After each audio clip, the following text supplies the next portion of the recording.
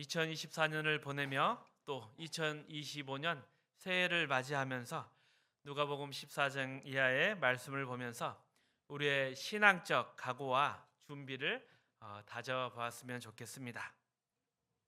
오늘 본문에서 예수님은 이렇게 말씀하십니다. 나를 따라오려면, 내 제자가 되려면 모든 것을 희생할 각오를 해야 한다. 자기 목숨까지 미워해야 하고 자기 십자가를 져야 한다. 이렇게 말씀하시고 나서 예수님께서 비유를 들어 여기에 대한 설명을 하십니다. 두 가지 비유를 드시는데, 첫 번째는 건물을 지으려면 먼저 비용을 계산해 봐야 한다. 건물을 짓기 전에 돈이 얼마나 들지 계획하지 않고 그저 공사를 시작했다가 돈이 모자르게 되면 짓다 맞고 끝낼 수밖에 없습니다. 그러면 사람들한테 창피를 당하겠죠. 그리고 또 한 가지 비유는 전쟁에서 이기려면 잘 이길 수 있는지 판단해야 한다, 이런 비유로 말씀하십니다. 전쟁을 시작하기 전에 상대방과 비교해서 이길 가능성이 있는지 전략적으로 판단해야 한다. 만약 이길 수 없을 것 같으면 무작정 싸우지 말고 차라리 화해를 구하는 것이 낫다 말씀하십니다. 이렇게 비유로 말씀하시고 나서 33절에 이렇게 말씀하십니다. 이와 같이 너희 중에 누구든지 자기의 모든 소유를 버리지 아니하면 능히 내 제자가 되지 못하리라. 이 비유 후에 예수님의 말씀은 무슨 뜻일까요? 이 말씀은 자신이 가진 것으로 신앙생활이 있는지 계산해 보라, 이렇게 들릴 수도 있습니다. 그런데 여기서 말하는 계산이라는 것은 할 수 있으면 하고 못할 것 같으면 포기하라, 이런 의미를 가지고 있는 것이 아닙니다. 예수님께서 말씀하시는 것은 십자가를 지고 예수님을 따르는 길이 결코 쉽지가 않으니 그 길을 가기 전에 마음 가운데 진지한 각오와 준비가 필요하다는 뜻입니다. 마치 건물 짓기 전에 계획을 세우고 전쟁을 시작하기 전에 전략을 짜는 것처럼 중요한 일을 하기 전에 반드시 준비가 필요하다. 우리의 신앙 생활도 이렇게 준비 없이는 안 된다는 의미입니다. 자, 준비를 하라. 그렇다면 우리는 무엇을 준비해야 할까요? 예수님께서는 희생할 준비를 하라고 하십니다. 만약 이런 희생할 준비 없이 신앙생활을 한다면 중간에 포기해서 망신당하는 것이고 전쟁하다 지는 것과 같다고 말씀하십니다. 각오도 없고 준비도 없는 신앙생활은 또한 맛을 잃은 소금처럼 된다 하십니다. 소금이 맛을 잃으면 아무 쓸모가 없는 것이죠. 즉 모든 비유를 통해서 신앙생활도 이처럼 진지한 준비와 결단이 없으면 그런 상태가 될 수 있다는 뜻입니다. 예수를 따르는 길은 쉽지가 않습니다. 그렇기 때문에 진지한 마음으로 자신의 삶을 돌아봐야 하고 무엇을 내려놓고 무엇을 희생할지 준비를 해야 하는 것입니다. 신앙생활은 단순히 열심히 한다고 되는 것이 아니라 이런 진지한 고민과 헌신, 포기가 필요한 것입니다. 올 한 해 우리의 신앙생활을 돌아보면 어떻습니까? 가만히 우리의 신앙생활을 되짚어보면 우리는 맛을 잃은 소금처럼 행동할 때가 참 많았습니다. 신앙생활을 했다가 안 했다가 반복하기도 하고 어쩌다 한번 잘한 걸로 지금까지 못한 것을 다 만회하려고 합니다. 이렇다 보니 다른 사람들에게도 너그럽게 대하지를 못했습니다. 아주 예전에 새해를 맞이하면 집에서 목욕하기가 어려워서 목욕탕을 갈 때가 있었습니다. 목욕탕을 한 번 가면 한 번에 3시간씩 가 있고는 했습니다. 정말 온몸에 때라는 때를 벗겨내고 오곤 했습니다. 그런데 참 이런 목욕이 힘들었습니다. 한 번도 즐거운 적이 없었던 것 같습니다. 그런데 생각해보면 왜 이태리 타올 같은 걸로 가죽을 벗겨낼 정도로 빡빡 때를 밀었을까요? 그 이유는 간단합니다. 우리가 매일매일 샤워를 하지 않았기 때문이었습니다. 매일매일 신앙생활을 하지 않으면 어쩌다 한번 신앙생활 한 걸로 그동안 못한 것을 다 만회하려고 지나치게 힘을 쏟게 되는 것입니다. 오늘 본문에서 예수님은 계획도 없이 준비도 없이 신앙생활 하지 말라고 말씀하십니다. 신앙생활이라는 것은 매일매일의 삶 속에서 꾸준히 실천하고 작은 희생이라도 감당할 준비를 하는 것에서부터 시작하는 것입니다. 그래서 우리는 이것을 잘 기억해서 맛을 잃은 소금이 아니라 하나님의 자녀답게 살아가는 삶이 되어야 할 것입니다. 또한 이것은 누가복음 16장에서도 확인할 수 있습니다. 누가복음 16장 1절에서 8절 말씀 함께 읽어봅니다. 또한 제자들에게 이르시되 어떤 부자에게 청지기가 있는데 그가 주인의 소유를 낭비한다는 말이 그 주인에게 들린지라. 주인이 그를 불러 이르되 내가 내게 대하여 들은 이 말이 어찌 됨이냐. 내가 보던 일을 세마라. 청지기 직무를 계속하지 못하리라 하니 청지기가 속으로 이르되 주인이 내 직분을 빼앗으니 내가 무엇을 할까? 땅을 파자니 힘이 없고 빌어먹자니 부끄럽구나.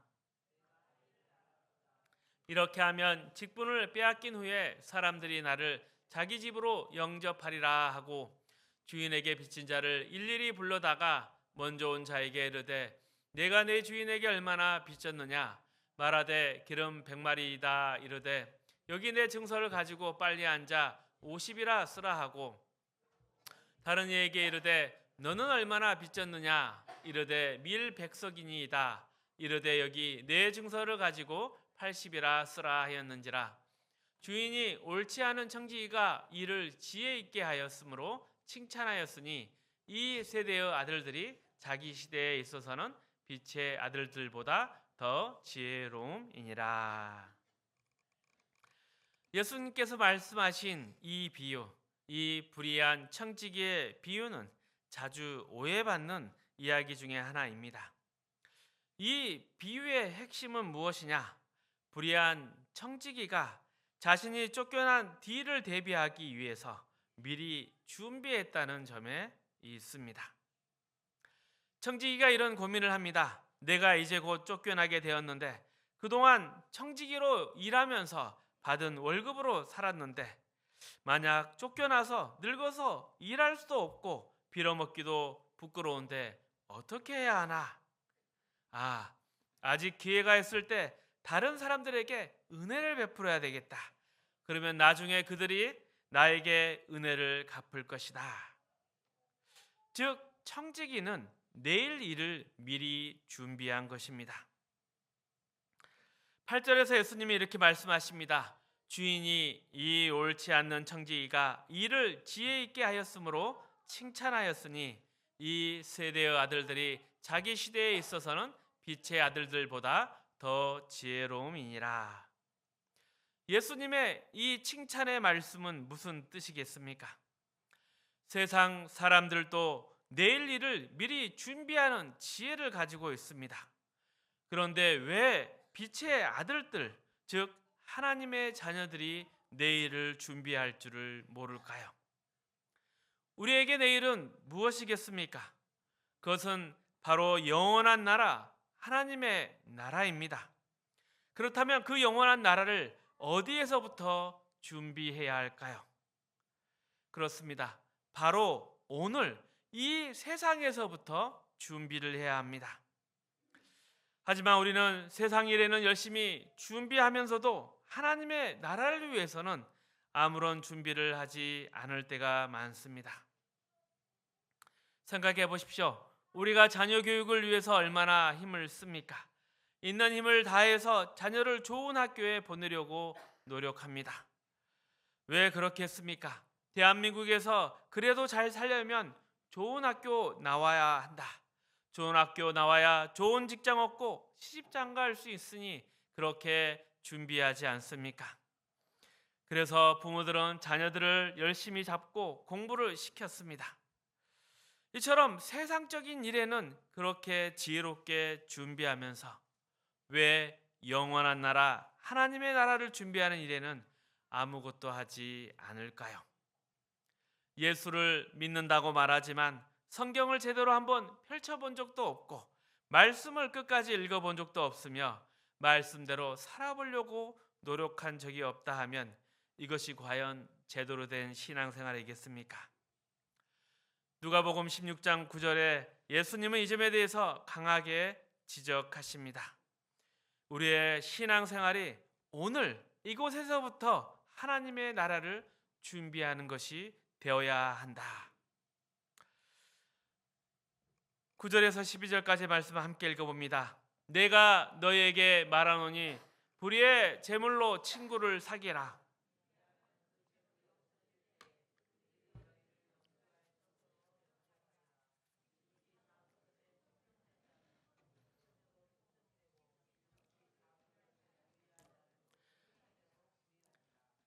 너희가 만일 불의한 제물에도 충성하지 아니하면 누가 참된 것으로 너희에게 맡기겠느냐? 너희가 만일 남의 것에 충성하지 아니하면 누가 너희의 것을 너희에게 주겠느냐? 그러니 이렇게 지극히 작은 일, 이것이 바로 우리가 세상을 살면서 맡은 일들이라 하겠습니다. 하루하루 살아가면서 해야 할 책임들입니다. 믿는 자로서 이 땅에서 해야 될 일은 생각해보면 사실 큰 일이 아니라 작은 일들, 그리고 수동적인 일들이 많습니다. 살아가면서 거짓말하지 않기, 세상과 타협하지 않기, 우상을 섬기지 않기, 하나님을 외면하지 않기, 이런 기본적인 일들은 사소해 보입니다. 그런데 이런 작은 일조차도 제대로 우리가 감당하지 못할 때가 많습니다. 그래서 예수님이 꾸짖으십니다. 보통 아는 사람들은 신앙생활에서 희생과 십자가를 떠올리면 뭔가 큰 정치적 핍박이나 종교적 탄압 같은 일들을 생각합니다. 초대교회처럼 예수 믿으면 너 죽인다, 이런 위협을 받거나 신앙 때문에 박해를 받는 상황들을 떠올립니다. 물론 그런 일들도 있을 수 있습니다. 하지만 예수를 믿으며 신앙생활할 때 가장 어려운 것은 어찌 보면 오히려 더 작고 일상적인 일들이라 하겠습니다. 우리 믿는 자들은 세상 사람들보다 더 멀리 보는 사람들입니다. 우리는 인생의 끝과 삶의 가치를 알며 어떻게 살아야 하는가, 이것을 아는 자들입니다. 내 자신이 그렇게 살아야 할 뿐만 아니라 세상 앞에서도 빛과 소금으로 모범이 되어야 합니다. 즉 예수 믿는 자는 세상을 이끌어가는 지도자이며 안내자이며 증인과 같은 존재입니다. 이처럼 지도자로서 또 앞서가는 사람으로서 가장 큰 짐은 외로움이라 하겠습니다. 책임 있는 위치에 있는 사람들은 모두 이 외로움을 고백합니다. 나를 이끄는 지도자나 또 단체를 책임지는 리더나 모두 마찬가지입니다. 심지어 목회자도 이런 이야기를 합니다. 교인들이 내 마음을 몰라줍니다. 심지어 내 아내도 나를 이해하지 못합니다.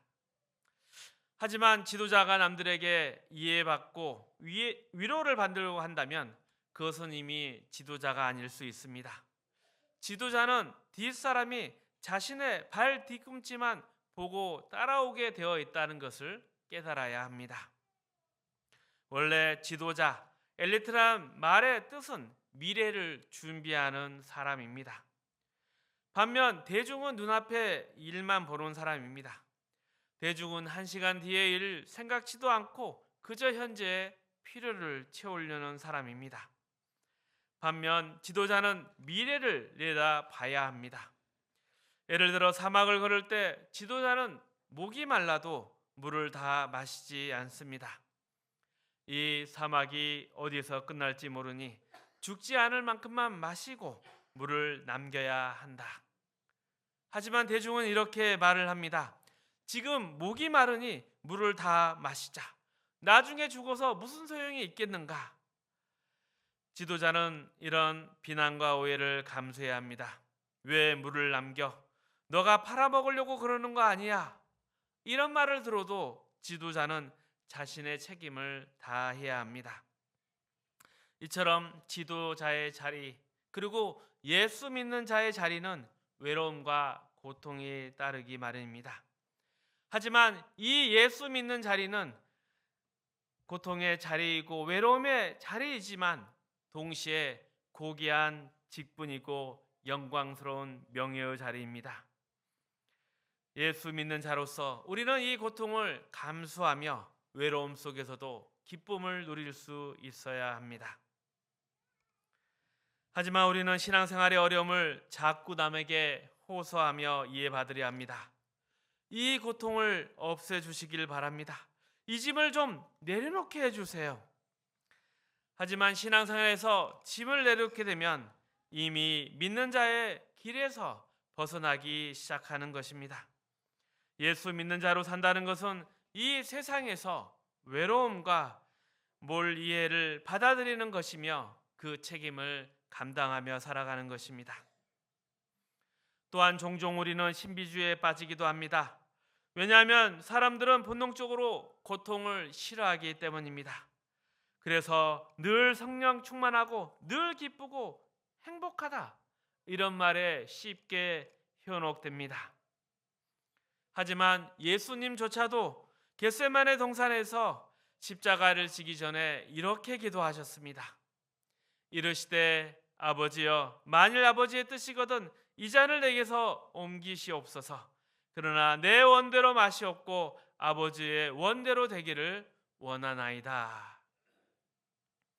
예수님의 이 기도는 기쁨과 승리를 말하지만 동시에 깊은 고통을 담고 있는 것입니다. 우리는 빛입니다. 어둠 속에 비치는 빛으로 세상을 밝혀야 합니다. 세상은 우리를 반대하고 때로는 비난하며 인정하지 않을 것입니다.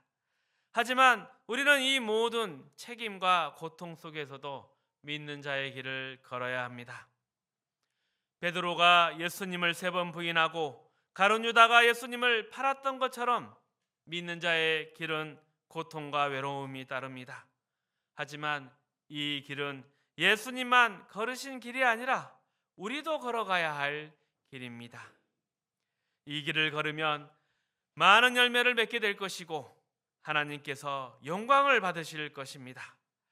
그리고 사람들은 우리를 통해서 하나님의 사랑을 발견할 것이고 하나님의 빛을, 영광을 보게 될 것입니다. 밝아오는 새로운 한 해, 이러한 신앙의 결심과 각오로 시작할 수 있기를 축복합니다. 예수 믿는 자로 사는 기쁨과 자랑, 그리고 그 길을 통해 하나님의 역사를 더욱 체험하는 멋진 한 해가 되시기를 진심으로 축복합니다.